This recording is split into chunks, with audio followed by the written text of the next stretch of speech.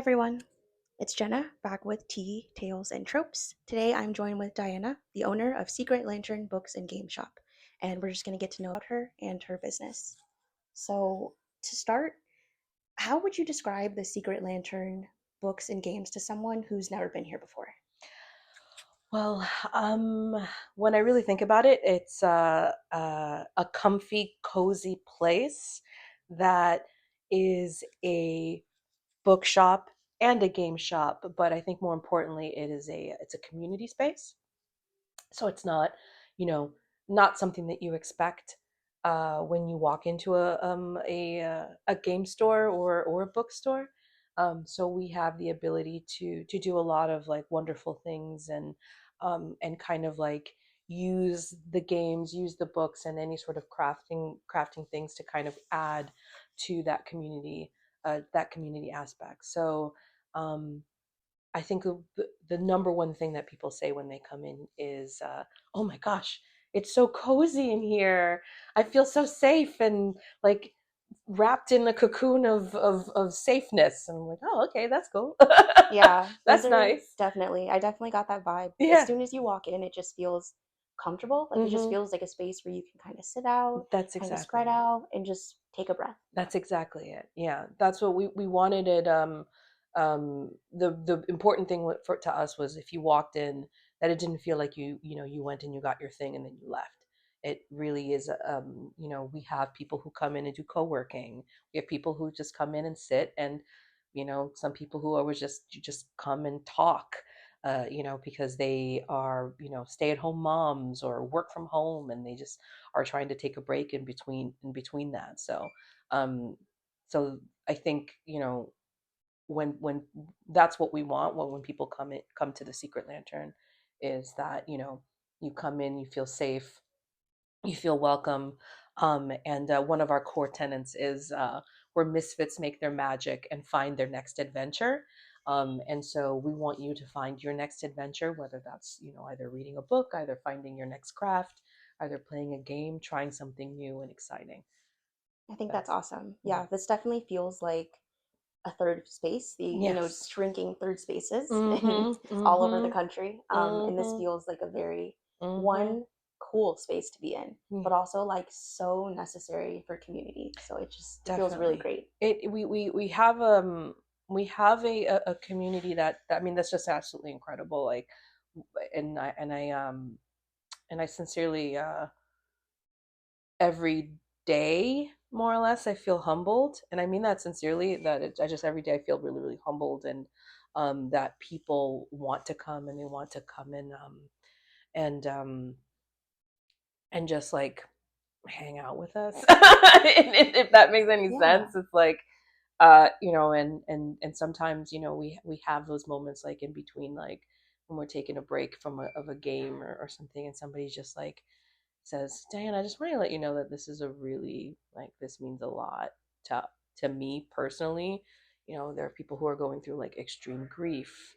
There are people who are going through like life-changing divorces, or have they just moved into town, or their child is exploring their queerness, and or they are exploring their queerness. So it's like we um we want to have that welcoming environment, and have them feel like, again, that they can come in and they can feel safe, and they feel welcomed, and they can kind of work through whatever it is they're working through, and or just forget as well, because the world sucks right now, and you Yeah, want to laugh and you want to have a good time.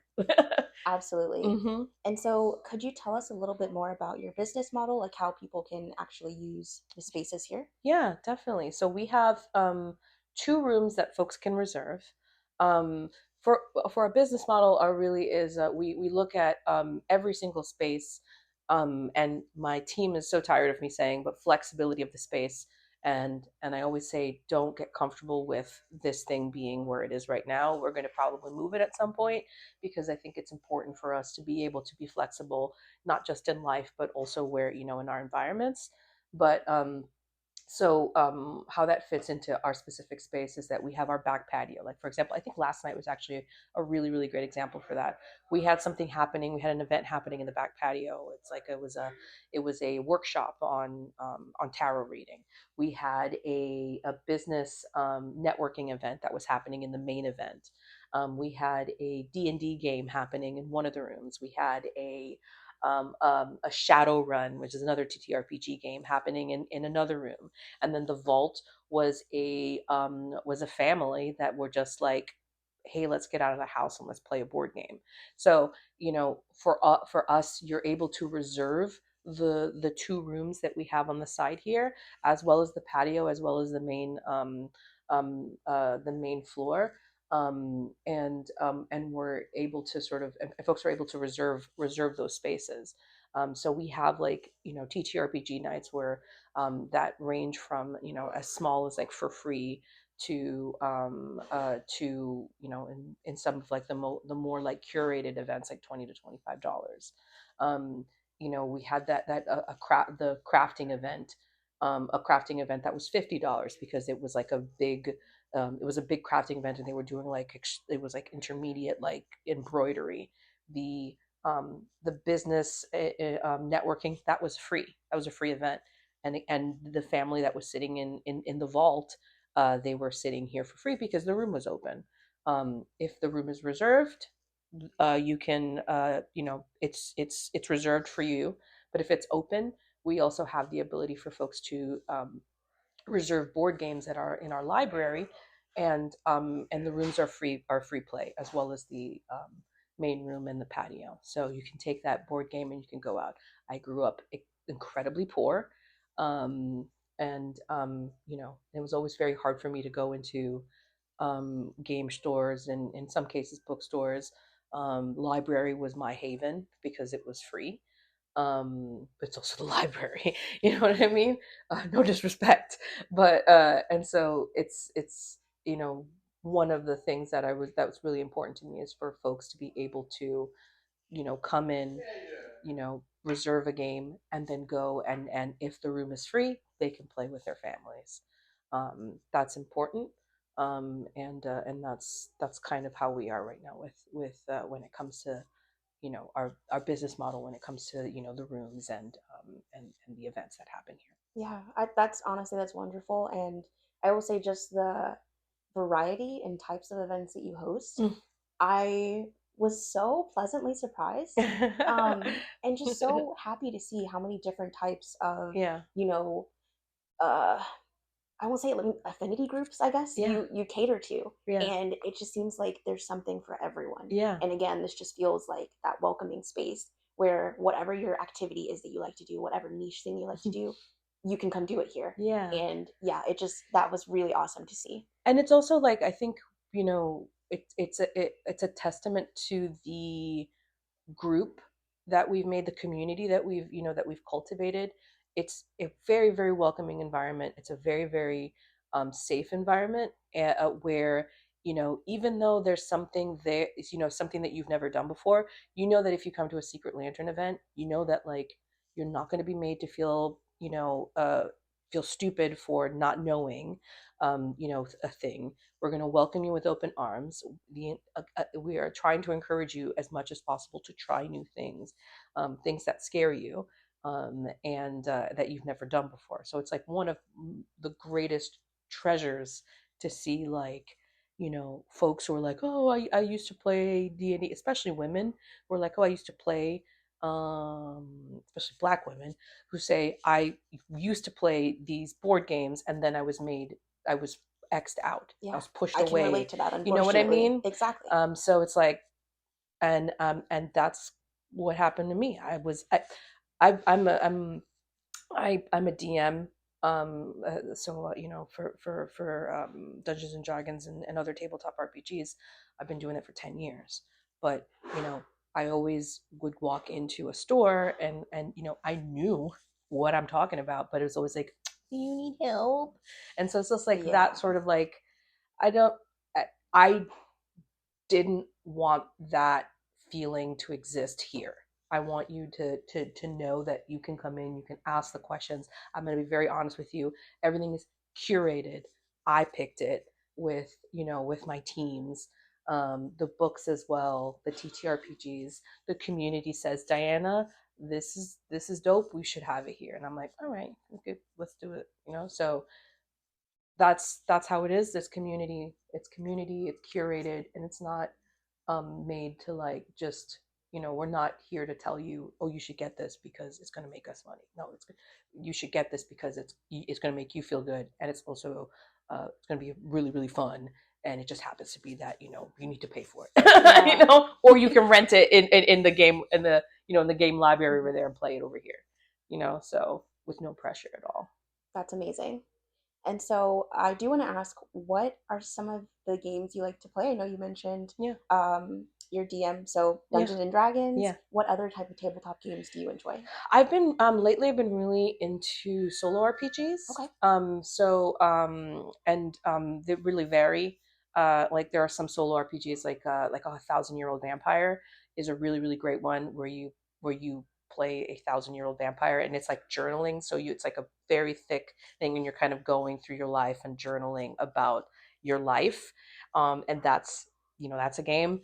I've been playing a lot of like a, to even for me, I'm finding my next adventure in playing different types of TTRPGs. So I'm about to jump in and play some a game called Crooked Moon, which is really exciting because I've always been a forever DM. I've always been the one organizing the games, and it's really nice to be able to actually like participate and play games. So that's really fun, and that's something else as well that I've been encouraging like any DMs or any GM storytellers is like when you come here, you don't have to play like the popular games. You want to play that niche weird game and be a weird little guy, you could totally do that. Just let me play. You know what I'm saying? And open let other people join in. So so we're doing that. There's this game right behind you called Colony Bloodbath that one of our regulars was like, Diana, you need to play this, and I was like, I'm hooked. I played it. It's great. I got it. It's right there. Flamecraft is a fun one. Again, a lot of these games are games that that are here. I have a game called Yo Sabo Tu Sabes. It's a Spanish card game for the Yo Sabo kids. Yeah. Um, so that's fun, and that's a great, and that's an indie game that isn't like super super popular too. So it's like or that isn't mainstream, and that's another thing that I do is I reach out to a lot of like indie and uh, smaller like makers and stuff to bring their stuff in there and give them an opportunity to play. I'm like looking around. There's a lot of stuff that I really want to play this one, Necro Molds, which is like kind of like a Warhammer, but it's like for kids. And the concept is that you use Play-Doh. I don't Oh, know. It's not technically Play-Doh, but it's right. like the dough. And your characters are like doughs, and you mold them into the characters, and then they destroy them, and then it's really neat. And I saw somebody play it Mhm. as a parent who was like, Diana, you need to have that here. And I'm like, all right, cool. I'm gonna add it. Um, 5 minute mystery is always fun. Yeah, I'm going like the thing is when you open a game store, you want to play everything. You want to play everything. You want to read everything. I just finished a meeting with one of our publishing partners, yeah, a meeting with them, and she bought like stacks on stacks of books. Planning for the fall into the winter. So there's a lot of opportunities. We've got to there's a lot of opportunity to read, and there's a lot of opportunity to play. Now it's like now my problem is time. Of course. Yeah. And let's see. So what advice would you give to someone Mm. who maybe feels like they're not really being represented in those Mm. traditional game spaces? Um, find I it's like I know this sounds really corny and mad corny, however you want to say it. But it's like find your space and really, and if you can't find it, then make your own, like make your own table, because there's only so much you can do. There's only so much that people are gonna, that that you're um trying to fit into something where people aren't going to be accepting you. Okay, that's fine, I'm going to do my own thing. And that's exactly what I did, and that's exactly what I recommend people to do. Is just like go out there, look for those spaces, ask people, hey, you know where can I find these, my board game crew? Oh, fine, go here. And then look at that. There's like right now, I think, growing up was, for me personally, it was much harder to find my little groups. But now there's discords now, now there's like, there are like forums that are coming back right now. There's Tumblr, all these other places where now you can find your crew, and you can find your community.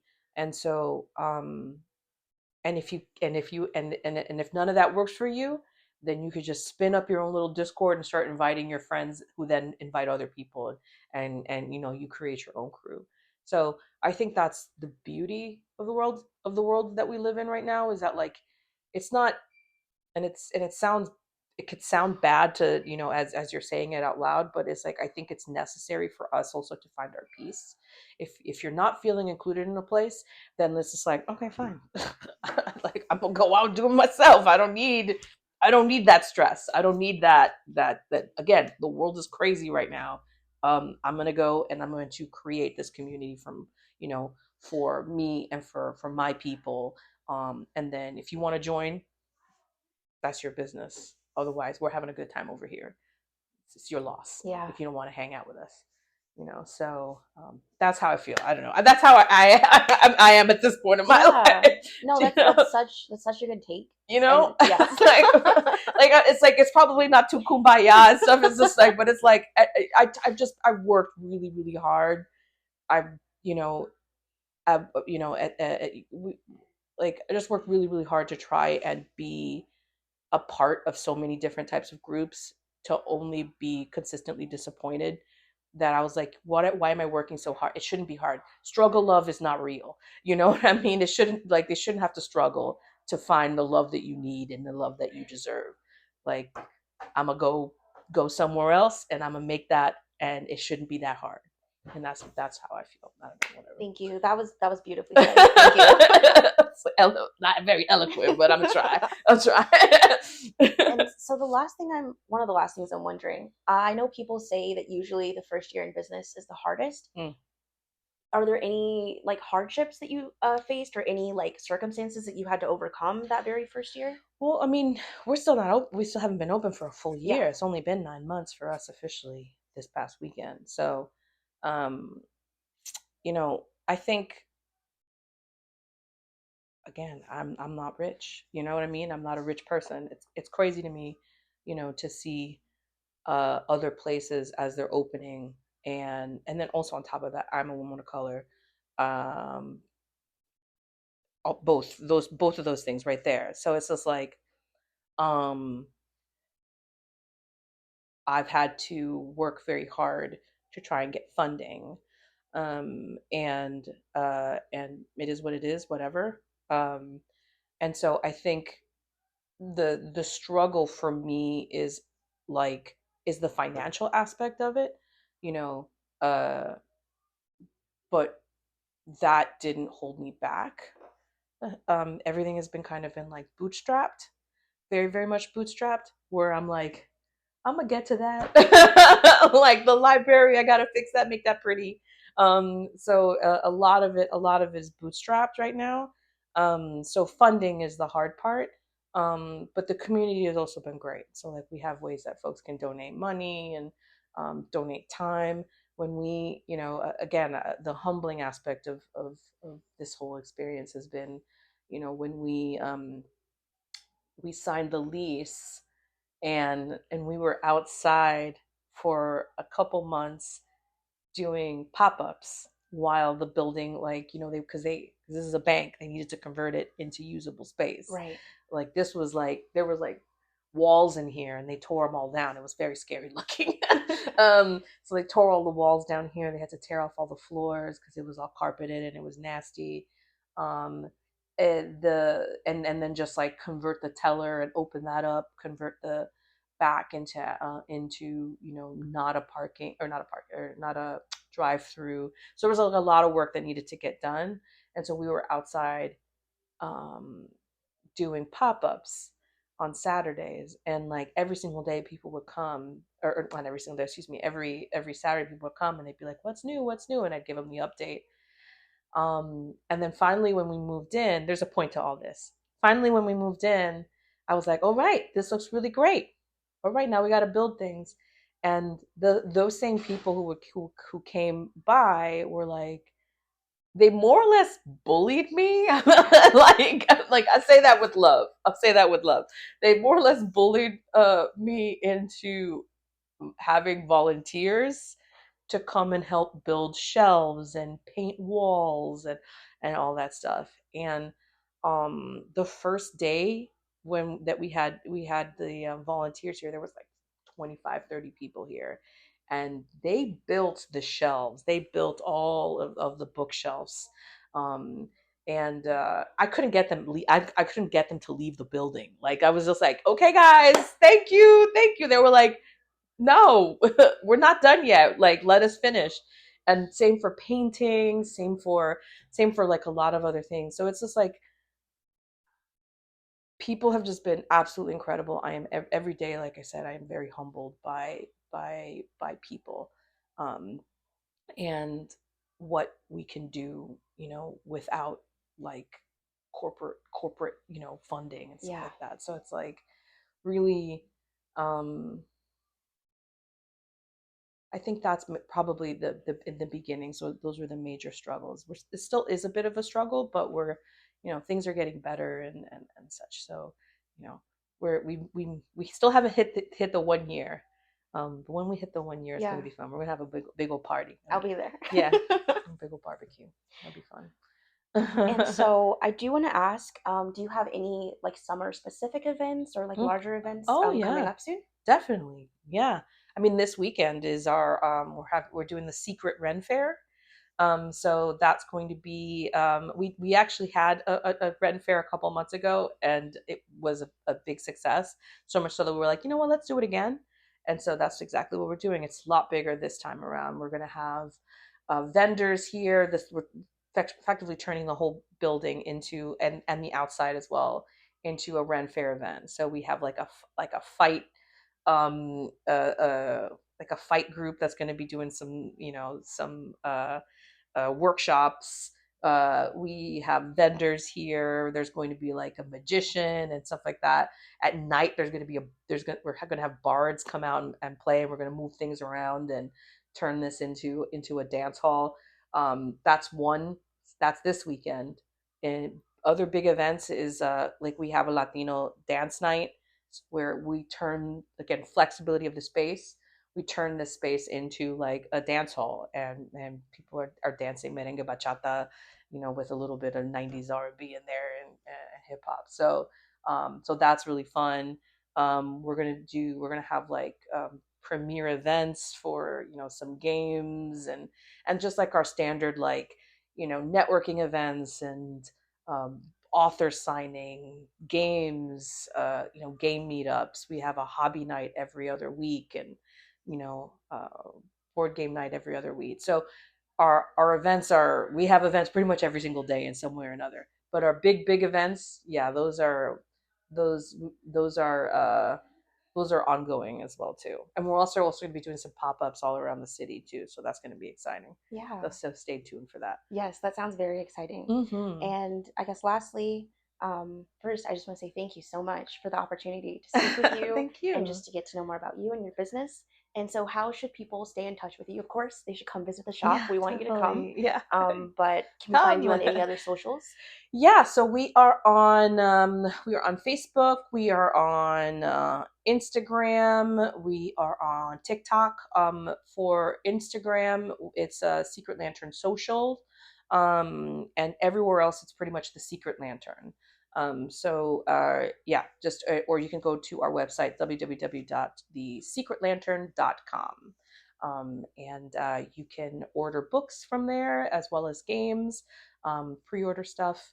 We have an online store, and if you are not local, it's okay because we also have we're also affiliates with these wonderful companies called Libro.fm, which offers audiobooks and is in direct competition with the Amazon audiobooks, and arguably have better prices. And every audiobook that you buy there so fully supports us. And then the other one is bookshop.org. Um, and they are also in a direct competition with Amazon. Both of those wonderful, fantastic companies are also kind of union-ish, like a collective. So any profits that they make go directly to all of the bookstores. So if they make an extra $2 million that year, they split that evenly between all of the books. So that's a better way to do it instead of supporting a mega trillion billionaire who likes to spend money and wants to take over the world. Absolutely, Yeah. absolutely. Well, thank you again